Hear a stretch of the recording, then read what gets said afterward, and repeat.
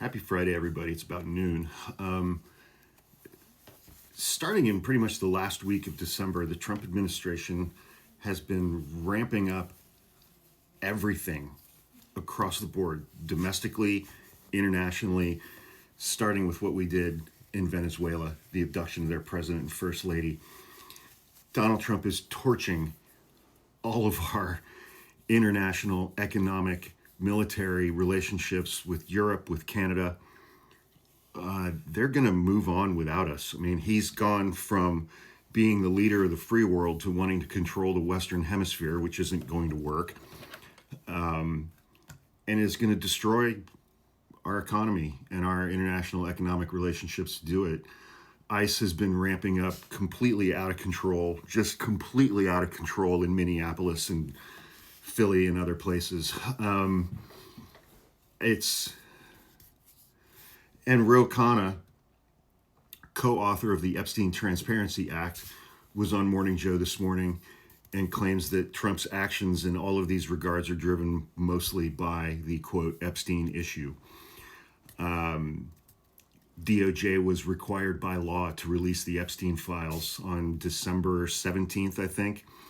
They missed that deadline. They did 2 big dumps of documents and photos and whatnot. And those went incredibly, incredibly poorly for Donald Trump, even though he's got control of the DOJ and they're using their redacting skills in a completely illegal manner, but at the highest order. And Joe Scarborough asked him, I know you heard Joe Rogan's comments yesterday that he thought so much of what is happening in Minneapolis and Greenland and all over the country and the world were all meant to distract from the Epstein files. Do you believe that? And Ro Khanna said, I think there's something more sinister in terms of just conquering other lands and taking away Americans' freedom. But I do think the Epstein issue is what most concerns Donald Trump. Then he talks about his appearance on Sean Ryan's podcast, another not MAGA podcaster, but he had Trump and J.D. Vance on his podcast during the 2024 campaign.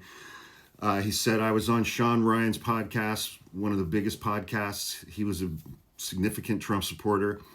And he said he would never have voted for Trump if he knew that Trump was going to protect pedophiles. And Sean Ryan said that explicitly. Sean Ryan was angry about this. He said, you had the 40-year-old factory worker in Michigan. This is the classic Trump voter saying, Mr. President, why are you protecting pedophiles? Donald Trump knows this has broken into the culture. It's broken into the culture because he said he was going to hold people accountable, hold the elites accountable, and now he and Pam Bondi are protecting the elites. Don't forget that Donald Trump said to Marjorie Taylor Greene, I can't release all of this stuff. It'll hurt my friends. Going back to Ro Khanna, he said, so I do think he wants this off the front pages. The irony is he's taken a 2025 story and made it a 2026 story because the only thing that is going to get this off of the front page is if they release all of the files. And Joe Scarborough said, well, it's something we've been saying here for a very long time. I mean, I've made the point repeatedly that the Epstein issue, the Epstein files, Trump's relationship with Epstein for so many years is going to dog him every day for the rest of his life. This issue is not going away. There is nothing that's going to change that because even if they do release all of the files, Trump's going to be on almost every page.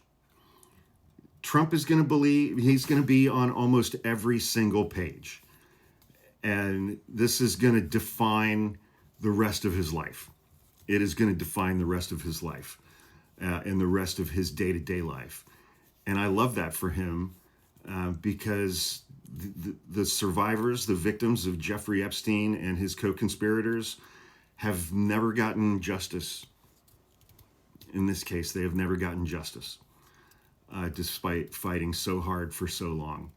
And they need to have some semblance of justice.